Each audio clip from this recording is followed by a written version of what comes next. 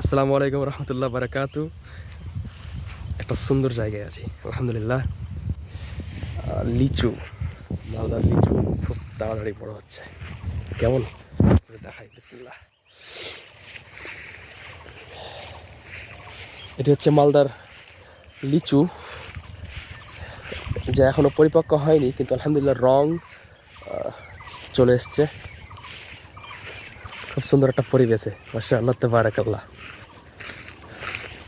মাশাআল্লাহ তাবারাকাল্লাহ। আপনারা যাওয়া লাল হতে শুরু করেছে, লিচু পাকতে শুরু করেছে।